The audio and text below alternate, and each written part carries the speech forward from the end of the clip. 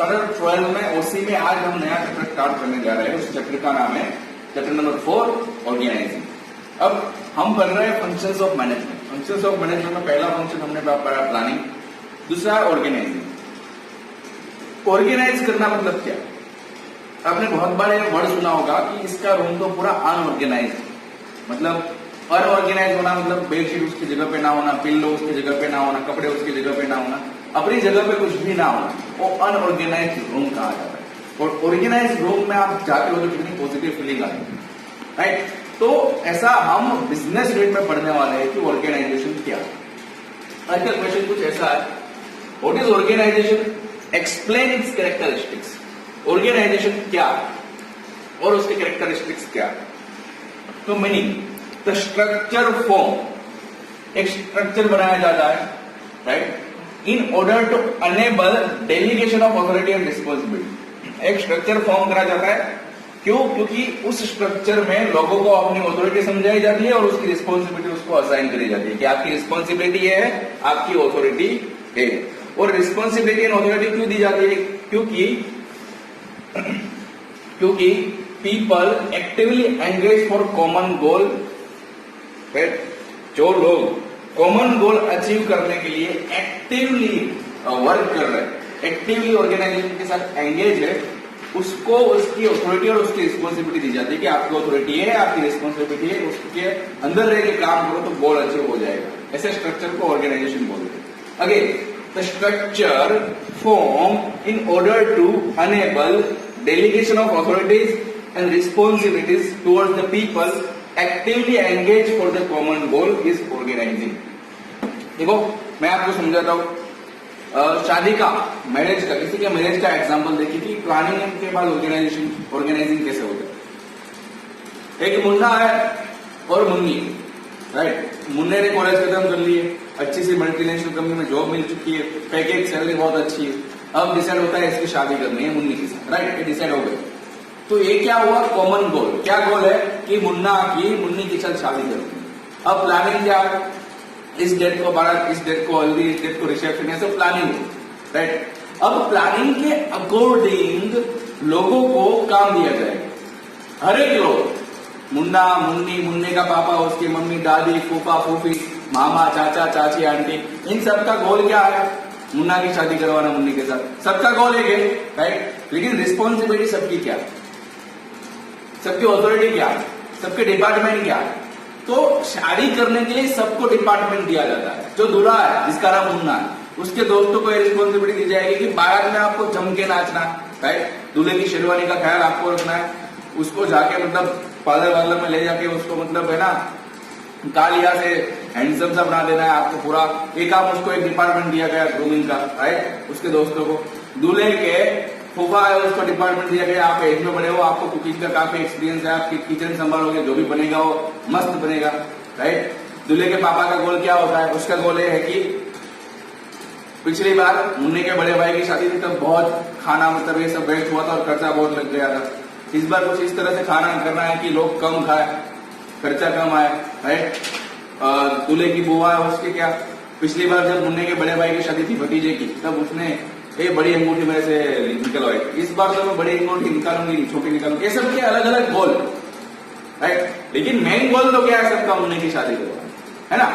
तो एक structure form करा जाता है, बंदा बुकिंग संभालेगा, मंडप वाला संभालेगा, बारातियों को संभालेगा, सबको उसकी अथॉरिटी दी जाती है और सबको रिस्पॉन्सिबिलिटी। बाराती को संभालना आपका काम है, दूल्हे का पापा है, हर जगह पे पहुंच सकता नहीं, राइट?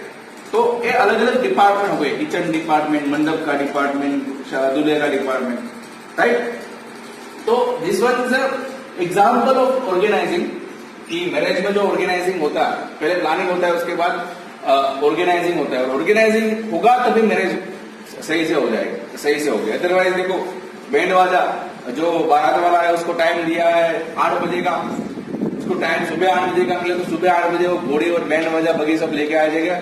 शादी को, बारात को तो शाम को 8 बजे निकलना है, राइट?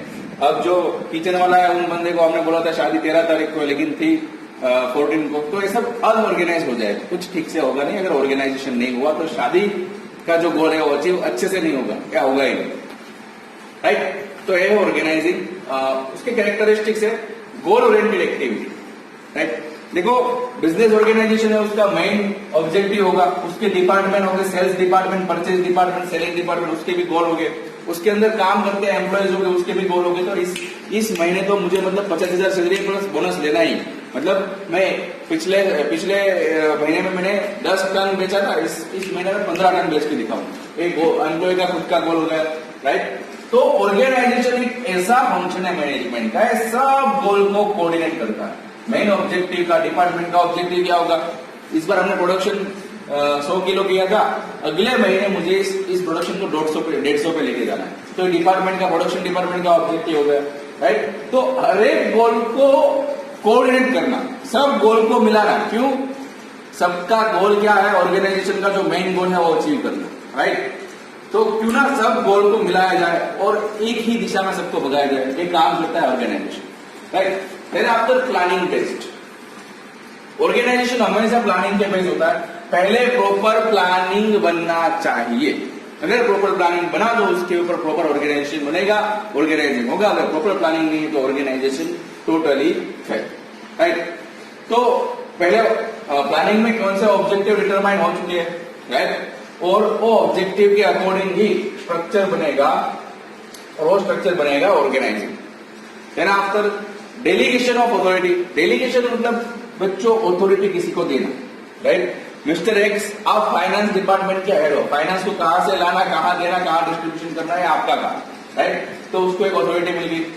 रिस्पॉन्सिबिलिटी, आपको फाइनेंस में इस तरह से फाइनेंस को यूज करना है ताकि फाइनेंस खाली वेस्ट ना हो जाए, राइट। हमको लोन ज्यादा ना लेनी पड़े, इतना फाइनेंस है, पिछले साल से हो सके तो इस बार कॉस्टिंग कम लेकर आना है, उसकी रिस्पॉन्सिबिलिटी, राइट।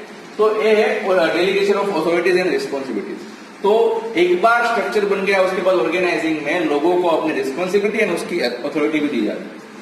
तो people working towards goal are allotted work as per their capabilities and their skill. उसकी स्किल क्या है, उसकी कैपेबिलिटीज क्या है, उसके अकॉर्डिंग लोगों को, लोगों मतलब कोई भी लोगों को नहीं, पीपल, राइट, जो काम करते हैं, कहाँ काम करते हैं, ऑर्गेनाइजेशन में, कौन सा काम करते हैं, ऑर्गेनाइजेशन का जो गोल है उसे अचीव करने का, तो उसको कैपेबिलिटी है, उसकी स्किल के हिसाब से उसको अथॉरिटी एंड रिस्पॉन्सिबिलिटीज दी जाती है। And at the same time a person is also inform about their authority, उसको उसकी अथॉरिटी भी समझाई जाती है कि आपकी अथॉरिटी है, उसके ऊपर जाके आपको कभी डिसीजन लेना नहीं। उसके बाद organisation is the structure to establish relationship of authority and responsibility among the people. Authority और रिस्पॉन्सिबिलिटी के बीच बहुत अच्छा रिलेशन होना चाहिए, राइट। मेरा मानना तो यह है बच्चों की रिस्पॉन्सिबिलिटी पहले, बाद में अथॉरिटी। रिस्पॉन्सिबिलिटी कभी भी भूलना नहीं, मैं जो भी काम कर रहा हूँ मेरे ऑर्गेनाइजेशन के अच्छे के लिए कर रहा हूँ, रिस्पॉन्सिबिलिटी है, बाद में अथॉरिटी की मैं यहाँ का आएगा, राइट। तो रिस्पॉन्सिबिलिटी और अथॉरिटी, उसके बीच अच्छा रिलेशन होना चाहिए, तभी ऑर्गेनाइजेशन सक्सेस जाएगा।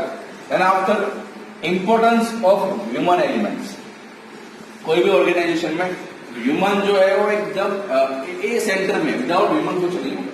तो इफेक्टिव ऑर्गेनाइजेशन के लिए, ऑर्गेनाइजेशन स्ट्रक्चर के लिए इफेक्टिव ह्यूमन रिलेशन एस्टेब्लिश करना बहुत ही जरूरी है, क्योंकि जो बंदे हैं ऑर्गेनाइजेशन में, वो पीपल क्या कर रहे होंगे, कॉमन गोल अचीव करने की ट्राई कर रहे होंगे। कॉमन गोल में अलग अलग बंदे होंगे, सेल्स का बंदा होगा, प्रोडक्शन का बंदा होगा, फाइनेंस का बंदा होगा, मार्केटिंग का बंदा होगा, परचेज का बंदा होगा। तो ये सब के बीच में कोई ना कोई रिलेशन होगा। क्यों, परचेज का बंदा क्या करेगा, रॉ मटेरियल करेगा, टाइम पे लेके आएगा, और रॉ मटेरियल टाइम पे ऑर्डर करेगा तभी प्रोडक्शन टाइम पे होगा, प्रोडक्शन टाइम पे होगा तभी टाइम पे सेलिंग होगा, और टाइम पे सेलिंग तभी होगा जब मार्केटिंग अच्छा होगा।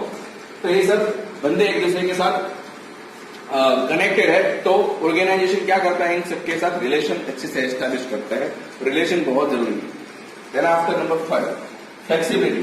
कोई भी ऑर्गेनाइजेशन फ्लेक्सिबल होना चाहिए, क्योंकि फ्यूचर में कोई भी चेंज आता है तो उसके अकॉर्डिंग सर्कमस्टांसेस एंड सिचुएशन के हिसाब से चेंज प्लानिंग में, ऑर्गेनाइजिंग में होना चाहिए। उसके अलावा changes made when there are major changes in the business environment, business environment में बहुत बड़ा चेंज हो, टेक्नोलॉजिकल एडवांसमेंट हो, कुछ नया डिस्कवर हो, मार्केट में कुछ नया आए, तो उसके अकॉर्डिंग ऑर्गेनाइजिंग भी चेंज हो जाता है। तो ऑर्गेनाइजिंग में फ्लेक्सिबिलिटी होनी चाहिए। उसके बाद number 6, establishment of inter relationship. मैंने आपको बताया कि हर एक बंदे का वर्क अलग है, पोजीशन अलग है, हर एक बंदे का डिवीजन अलग है, राइट। लेकिन हर एक बंदा एक दूसरे के साथ, हर एक डिपार्टमेंट एक दूसरे के साथ इंटरडिपेंडेंट। तो इंटरडिपेंडेंट है तो सबके बीच इंटर रिलेशनशिप होना चाहिए। सो ऑर्गेनाइजेशन क्या करता है? Organisation clarified about the relationship of the one work with the other work and one division with the other division. एक काम का दूसरे काम के साथ कनेक्शन क्या है, एक डिवीजन का दूसरे डिवीजन के साथ कनेक्शन क्या है, ऑर्गेनाइजिंग में डिसाइड होता है। फिर आफ्टर मॉनिटरिंग एंड कंट्रोल, देखो whether the employee is performing his task as per powers and responsibilities assigned to him or not। Management का सबसे बड़ा फंडा एक ये भी है कि मॉनिटरिंग भी होना चाहिए, कंट्रोल भी होना चाहिए। उसका मतलब सुपरविजन बोल सकते हैं, राइट। मैंने किसी को काम सौंपा है, असाइन किया, उसको टास्क दिया कि आपका टास्क है। टास्क देने के बाद, ऑथोरिटी देने के बाद, रिस्पॉन्सिबिलिटी देने के बाद ऑर्गेनाइजिंग में देखा जाता है कि उसके अकॉर्डिंग बंदा काम कर रहा है या नहीं कर रहा। अगर नहीं कर रहा है तो उसको वार्निंग दो, उसको समझाओ, जो करना है करो, लेकिन ट्रैक पे लेके आओ। तो monitoring and control. Number 8, group activities. Many people work together for accomplishment of a common goal.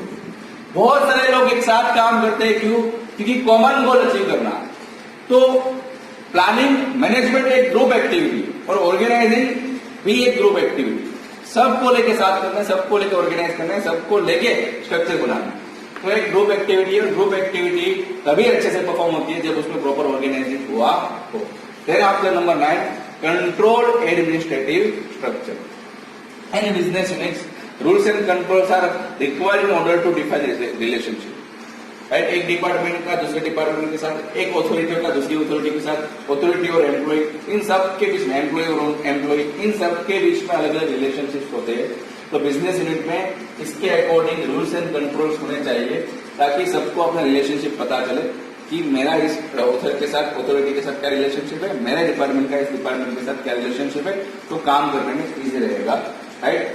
The same is form by organisation. ये जो रूल्स एंड कंट्रोल्स है, राइट, एक डिपार्टमेंट के दूसरे डिपार्टमेंट के साथ क्या रिलेशनशिप है, ये सब कौन फॉर्म करता है? ऑर्गेनाइजिंग। तो ऑर्गेनाइजिंग का एक काम ये भी है, कंट्रोल एडमिनिस्ट्रेटिव स्ट्रक्चर। तो it is 41 tricks of organization. Students, कल हम पढ़ेंगे ऑर्गेनाइजेशन प्रोसेस। तब तक के थैंक यू फॉर द